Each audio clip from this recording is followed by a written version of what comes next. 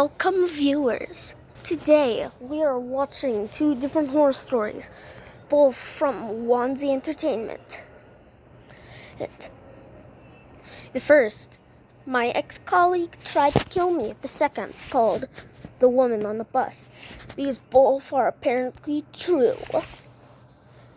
I actually remember watching this, so welcome to Getting Nostalgic from two different horror stories.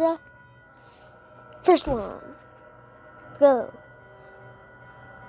My ex-colleague tried to kill me. Back when I was 21 years old, I was a strategic firearms commander. This meant that I led a team into dangerous situations that oftentimes involves hostages or civilians who carried guns or other deadly weapons. I had a second-in-command firearms commander working beside me. His name was Callum, and he was my best friend. We always hung out outside of work. And while on duty, he would always joke around and make us smile, even when we were dealing with pretty distressful stuff. We once had a case where a man had possession of a firearm, and we were... He kind of sounds like me, the Joker. Tries to make people smile, even in bad situations. Trying to take care of it.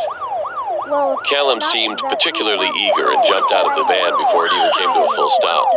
When the rest of the team reached the scene, the man was already shot. Callum still had the gun in his hand. Soon after, I asked Callum why he was so eager to do it. And then he said he had no specific reason. He was just excited. I believed him because he was my best friend. Yeah. Later on, when I was looking at the man who was shot, I looked him up on social media and realized that he and Callum added each other on Facebook.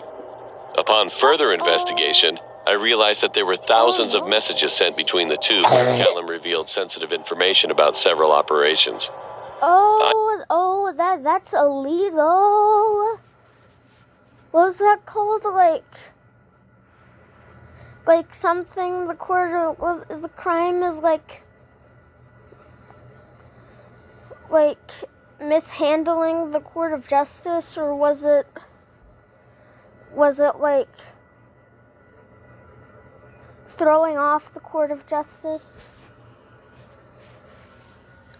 Knew that he killed this man on purpose, but I had no way of proving it. He was taken to court and was sentenced to 3 years in jail for perverting the court of justice. Yeah, perverting the court of justice, like revealing sensitive information about stuff.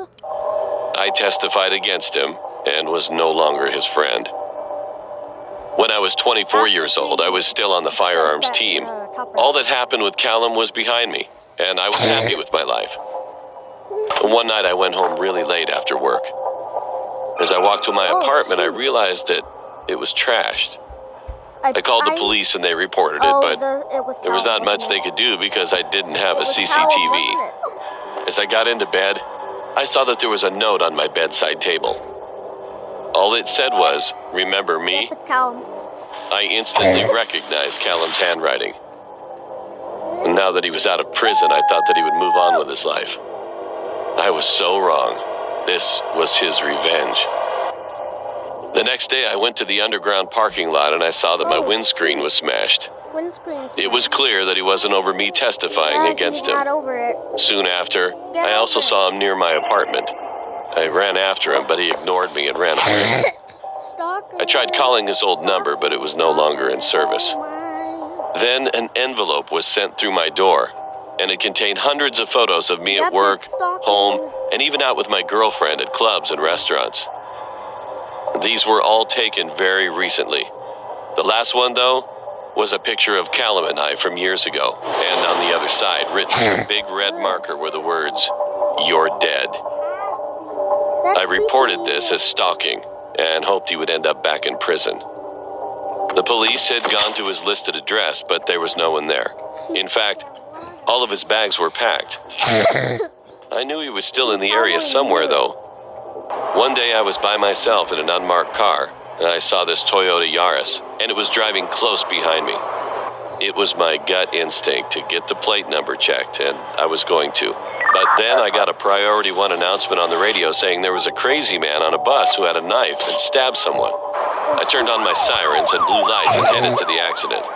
As I got on the bus, he was already arrested, and the ambulance was already there as well. As I was about to leave the bus, I heard a loud bang, and a man on the bus fell down. He was shot through the window by a man who was wearing a black hoodie. Is that Callum? He immediately ran. Dude, I ran out of the bus and went to the boot of my car. I got my MP5 SF out, which was a large rifle with sniper capabilities. I ran after the suspect and radioed in. They gave me an order of critical shot, which meant I could shoot to kill the suspect.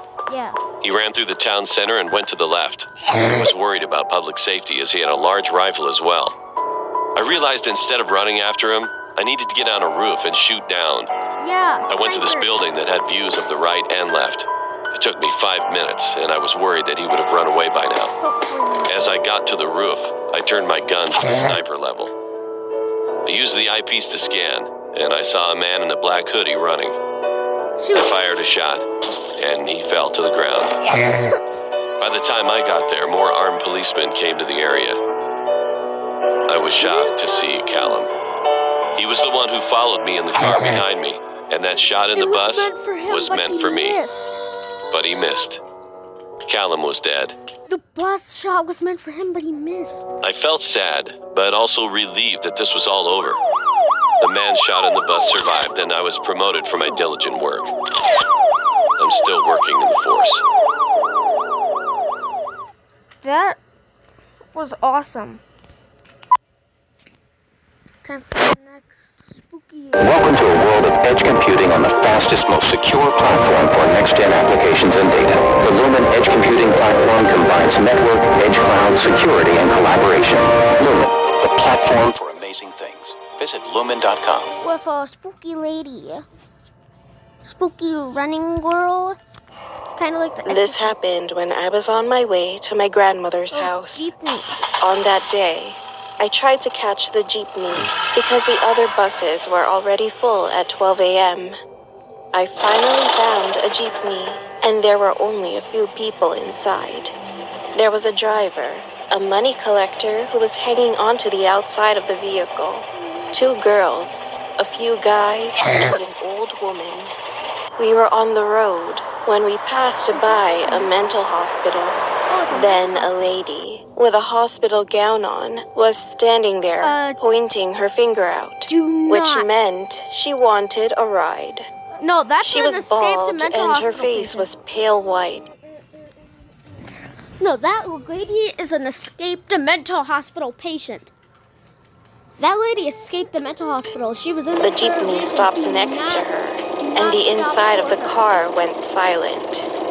The streets were covered in fog and darkness, and the light of the jeepney was the only light source. At the time, I was texting my grandma and said that I was going to be late while glancing at the lady. However, before she stepped on the stairs of the jeepney, the driver abruptly jammed the accelerator and left her behind. I was confused.